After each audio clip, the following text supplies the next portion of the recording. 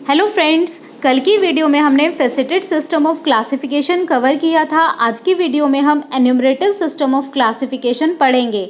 दोनों ही classification system design methodology के under आते हैं। तो चलिए सबसे पहले एन्यूमरेट का मीनिंग सीखते हैं। एन्यूमरेट मीन्स टू लिस्ट, किसी चीज़ की लिस्ट प्रिपेयर करना, सूची प्रिपेयर करना, सूची तैयार करना, उसको बोलते हैं एन्यूमरेट करना।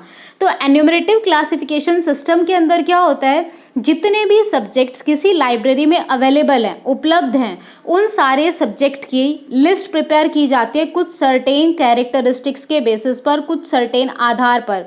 तो वो कुछ निश्चित आधार क्या हो सकते हैं कि राइटर कौन है, टाइटल क्या है, सब्जेक्ट क्या है, बुक की कवरिंग कैसी है, बुक्स के पेज कैसे यूज़ हुए हैं, बुक्स की बाइंडिंग कैसी है। तो कुछ भी सर्टेन कैरेक्टरिस्टिक्स हो सकता है। मान लीजिए सारी साइंस की बुक एक साइड लगा दी, उनकी लिस्ट प्रिपेयर कर दी, या फिर जिनकी बाइंडिंग एक जैसी है, एक तरीके से बंधे हुए हैं किताबों के पेजेस, उस तरीके से आपने उनकी लिस्ट प्रिपेयर कर दी। तो यानी कि पहला पॉइंट कहता है सब्जेक्ट्स की लिस्टिंग करी जाती है कुछ सर्टेन कैरेक्टरिस्टिक्स के बेसिस पर, और वो सर्टेन कैरेक्टरिस्टिक्स कुछ भी हो सकता है।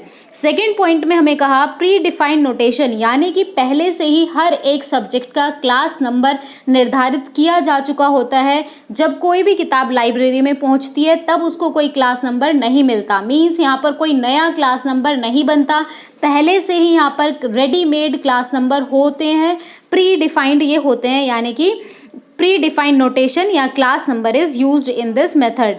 Third, no need to create a new class number. जब हम कह ही रहे हैं कि यहाँ पर क्लास नंबर पहले से प्रिपेयर होता है, तो यहाँ पर जो भी लाइब्रेरियन होता है, क्लासीफायर होता है, उसको कोई भी नया क्लास नंबर बनाने की ज़रूरत नहीं है, इवन उसके पास अथॉरिटी भी नहीं है, तो वो नया क्लास नंबर इसमें नहीं बनाता।